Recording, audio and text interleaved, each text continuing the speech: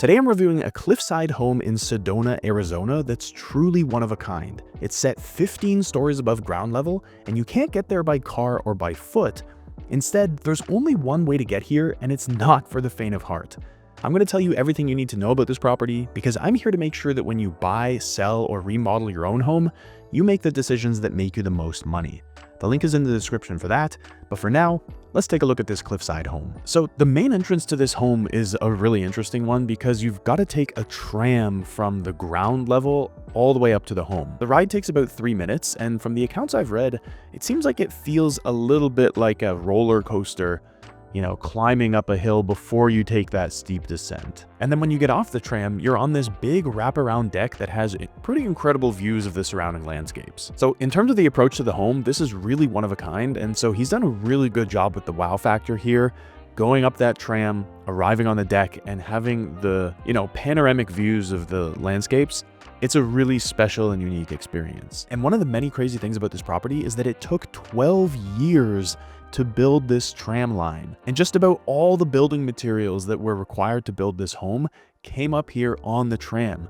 The only exceptions are a couple things that were actually airlifted by helicopter, but everything else came up on the tram, so it's very strong and is very stable. Now, of course, you've got to be a certain type of person who's going to be willing to live up here because this home is not for everyone. But once you're up here, it truly is a private little oasis. Now, the home itself isn't particularly large. It's around 2,200 square feet, but because you have all this open space both on this level and there are a couple of other deck levels, it feels incredibly large up here. And so I'll talk more about the other outdoor spaces a little later on, but for now, let's just step inside the home and see what's going on indoors. So the front door of the home is this glass door with the Seed of Life printed into it. And when you walk inside, you've got the rug on the floor, the sideboard on your left, and the abstract art above that. Now, this looks okay, but it also feels like a hotel lobby. It's very formal and there's nothing cozy or inviting about the space. And this is something small that some people may disagree with, but having the rug oriented horizontally when you walk in rather than vertically, it's a little disorienting.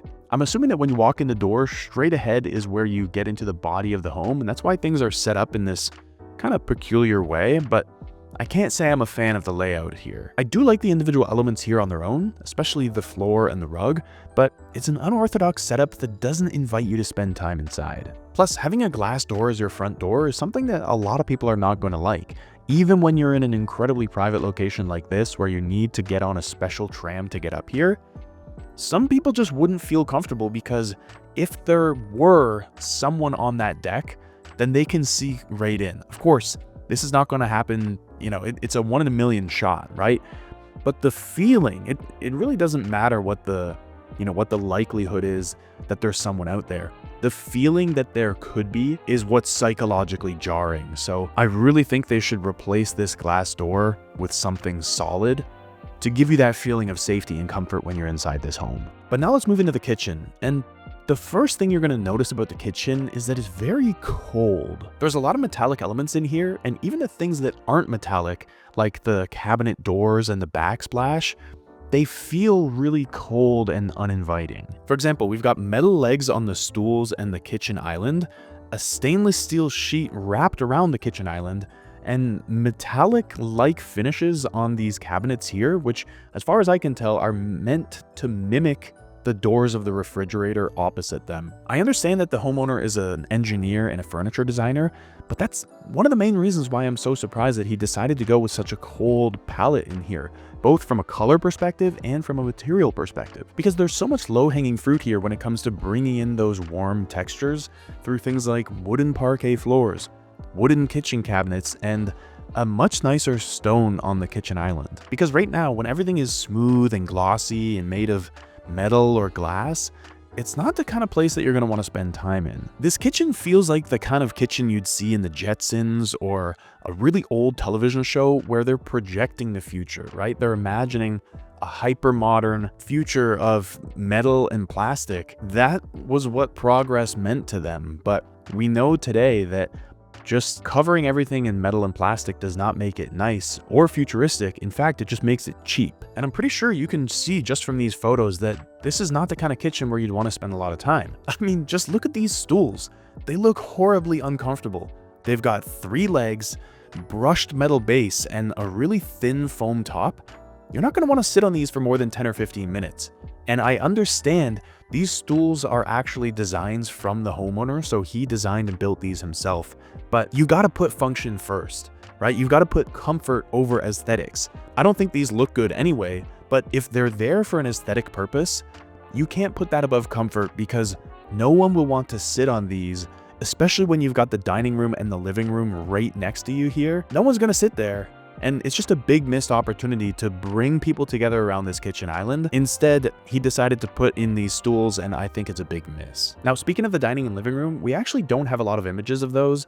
We've got one here of the dining table that shows a setup with 6 chairs, and already I can tell that people would gravitate towards sitting on these chairs before sitting on the kitchen stools, because they're just going to be so much more comfortable, and they've got the wooden table that brings a bit of natural texture into the space. But really the star of this main open room is the view. And from here, you can see the living room on the right, but more importantly, this very expansive opening that leads out to the patio and gives you an incredible view of the surrounding landscapes. So this is the view from the kitchen. This is what people are here for. And if you had created more of a moment in the kitchen where people want to actively spend time, then I think this view would be way more valuable than it is now. All right, now stepping out onto the patio, this is 100% the focal point of this property. As you just saw, it sits directly off the kitchen, dining, and living rooms, and it gives you these incredibly expansive views. And I've got to give credit where credit is due, because they've done a really good job of framing the view here, and especially by using these curved edges, it looks really cinematic. One thing I love that they did out here was not only giving you this extremely wide view, but also when you go around to the left side here, they've also built in a window so that if you're standing at the barbecue or just on that corner of the patio, you can still see what's going on outside. And speaking of the barbecue, they not only have a full grill out here, but they've also installed a tap for local beer. So this is a guy who clearly likes this kind of lifestyle of being outside, you know, in the elements, having some barbecued meat, having a beer. That's the kind of guy he is. And so this patio, I'm sure, is where he spends an enormous amount of time. But it's important to think about the design of this patio, because it's been kept really minimal, which is absolutely the right move here. Because when you've got a view like this, you don't want anything else taking away from it. You don't want to put a bunch of loud colors and materials out here. No, all you need to do is set up and frame that view and then get out of the way. And that's exactly what they've done here. And one other design element I really appreciate about this patio is that all the doors, at the push of a button, just slide right into the walls. So they're not interfering with the view, they're not getting in your way, they just disappear completely. And that's actually true for every door in this home. And so whether it's a chilly winter morning or a beautiful summer evening, you've got the breeze and air coming through, giving you that indoor-outdoor experience that they're looking for living in a place like this. But by far the coolest thing about this patio is that on foggy days, it really looks like this home is perched above the clouds. And so you can see that on foggy days like this one, most of the view disappears and the vibe shifts from a desert landscape to more of a dreamlike one. Okay, let's move into the bedroom now, and I've got to say, I immediately like this room. It just feels so much warmer and nicer in here than it did in the kitchen, dining, and living room. And the reason is that they're using so many more natural materials in here. I mean, first of all, we've got a few plants, which we didn't see any of upstairs. Then they've got this LC4 chair in chrome and metal. And we already know this guy likes chrome and, stainless steel finishes, but this looks so much better because you've got the contrast between the smooth, hard chrome and the soft leather that is going to be so much nicer to sit on. So this was just a way better choice for this space, and I would have liked to see it all throughout the home. They've also got wooden floors in here, which are so much nicer than the tiles they had upstairs, and this beautiful cream rug that fills almost the entire room and is going to feel really soft and fuzzy underfoot. I like the bed setup with these neutral tones and the twin lamps on either side, and the headboard is also nice as well, just to add a little bit more warmth into the space without being overwhelming at all. Now, they've also got an elevator in here, which is an interesting choice. I know this guy's an engineer, and so I feel like this might have been more of just a passion project for him rather than something they actually needed, because I don't know why they wouldn't just include a set of stairs somewhere. Maybe they have stairs somewhere else as well, But you can also see that the ceilings in here are a little low. And so if he walks up to that front window, I'm pretty sure his eye level is going to be close to the top of the window. So it is going to feel a bit small in here. And so I think that's probably why they included this second circular window on the left side here, because you can open that up to let a breeze run through and make the space feel a little bit more open. But maybe the best part about this bedroom is the walk-in closet. Now, we've only got one photo of the closet, and so we can't see exactly what's going on in here, but you can tell that there's quite a bit of space for hanging clothes. There's this really nice bench in the middle for trying things on or laying out the clothes you're planning to wear. And most importantly, this beautiful framing of the red rock from this door, which I'm assuming goes out to some kind of deck or patio. It's unclear from here, but what a beautiful frame, right? To have this natural light coming in, and the rocks here are just a few feet from the window. So it's a really nice juxtaposition of being indoors in this safe, strong structure, but also having Mother Nature right there at your doorstep. So if it were me, I would have liked to see them carry this material palette through the rest of the home, where they have a little bit more softness, some more plant life, and less of the metallic elements so that it feels warmer and more inviting, because this is a home in nature. By throwing a ton of stainless steel at it, it doesn't make it better. It just makes it feel out of place. But if they had used the natural materials that they're using in the bedroom throughout the rest of the home, it would have felt so much more in keeping with its surroundings. Now, I mentioned a couple minutes ago that we would go back outdoors and explore some of the outdoor spaces. So first, let's look at the lower patio. This sits on a lower level than the main patio that we saw earlier, which is where the tram arrives, and it's more of a quiet, intimate space. It's built right into the side of the rock, and so you've actually got the rock not only below you, but also right beside you as well. So the view is much more restricted from here. You do have unencumbered views from one side, but then on the other side, you're really just looking into the rock. But you're also more protected from the elements here, and so if there's a strong breeze coming through, there's a decent chance that if you're sitting here, you won't be affected by it.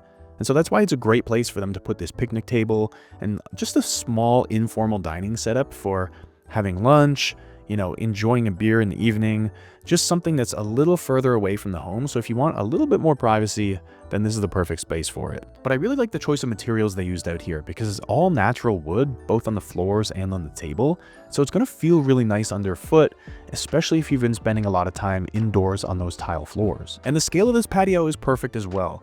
It's a little bit further away from the home to give you that privacy, but because it only seats 4 or 6 people, you can't have a large gathering over here, and so those are more reserved for the main patio or the roof deck, which we'll look at in a second. But down here, it's a more intimate, private space to give yourself a bit of separation from everyone else. But now let's move up to that roof deck, which sits on top of the home, which gives you 3 different levels of elevation with these outdoor patios, from the lower patio to the main patio where the tram arrives to this roof deck. And on the roof deck, they've got 30 solar panels, which are powering everything inside the home. Now, the problem with having all those solar panels on the roof is that, number one, it is going to be incredibly hot up there, even hotter than it would be without the solar panels. But number two, you're missing out on all this usable space. This could be the most spectacular part of the home, the rooftop, where you've got unencumbered views of everything in the area. But instead, what they've got up here is just a small garden, which is great. He's growing a ton of different vegetables up here, but not really anything else going on. So I think this was a huge missed opportunity to create the most special moment of this home up here on the roof. Because imagine, you could have really whatever you want up here. You could have games up here if you want to play, I don't know, horseshoes or washer toss or whatever, right? You could have a putting green up here if you're into golf. You could have a pool table up here. You could have a jacuzzi up here. Anything you could possibly want to do, this rooftop is perfectly set up for it. Because this is basically your backyard, right? In a space like this, where there is zero backyard, the rooftop is your backyard. And instead, they've decided to put solar panels there, which just clutters everything up and makes it a much smaller space than it otherwise could be. So I would have liked to have turned this space into the star of the home, that when people finally, they've done the tour of the house, they finally go upstairs for that one final surprise, they will just say, wow, this is the most incredible home I've ever seen. I don't get that from the way the home is set up now. And so if it were my place, I'd be reorienting things to make that happen. You can put the solar panels on the rocks, or there's lots of other places you could put them, given the engineering prowess that this guy has, but the rooftop is not the right place. This needs to be your wow factor, and they missed it here. So what can we take away from this home? Number one, if you've got a view property like this, do everything you can to lean into that view. They nailed it here in the main room by framing the view with the extended patio, but they missed big by failing to make the rooftop an interesting space. It's a tragedy that you would never entertain guests up there, even though it's the best part of the property. They should have turned the rooftop into the entertainment hub of this home, with a few different reasons to go up there, or at least they should have put a fire pit or a set of lounge chairs for watching the sunset, but they didn't do any of that. That alone could be the reason someone would want to buy the property from you in the future, so this is a very expensive mistake. Number two, don't let your own material obsessions get in the way of what works. The kitchen here had zero warmth to it, and it felt like a dated version of a futuristic prediction because the homeowner likes metallic finishes, but this is just wrong for this space. This is the kind of kitchen that you'd see in a museum in 1975, predicting what the world will look like in 2025, but unsurprisingly, it's just wrong and it's not a space you would want to spend time in. Instead, they need to make the kitchen warm and inviting so it becomes the heart of the home where everyone wants to spend time. And then number three, the tiny moments are often what makes your property really stand out. And so for me in this place, it's the lower patio for a more private, intimate outdoor space and that beautifully framed door in the walk-in closet. These small details are what make you fall in love with the property over time, and I'm really glad they included them here. So if you want to spruce up your own place but you don't want to invest a lot of money, think about what you can do on a small scale that will give you a little smile every single day. Because if you can do that, I promise you, you'll enjoy your home so much more. So I'm dissecting a ton of homes like this one, so make sure you subscribe if you want to see more of these videos. If you want to take what you've learned here to the next level, the link is in the description. And if you want to see me break down a villa in Tuscany that does a much better job of giving you that cozy, inviting feeling, check out this video up here. Thanks for watching, and I'll see you in the comments.